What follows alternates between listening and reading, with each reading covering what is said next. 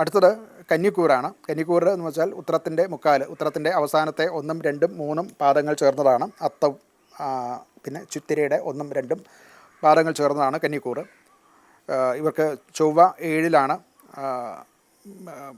ബന്ധങ്ങളിലും മറ്റുമൊക്കെ കുറച്ച് കൂടുതൽ എന്താ പറയുക, ആവേശത്തോടു കൂടി ബന്ധങ്ങൾ സൂക്ഷിക്കാനും ഉണ്ടാക്കാനും ഒക്കെ അവർ ശ്രമിക്കും.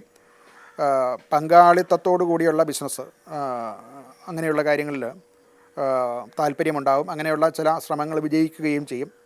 ധനപരമായിട്ട് അവർക്ക് പങ്കാളിയുടെ അഥവാ പാർട്ട്ണറുടെ സഹായം ലഭിക്കും.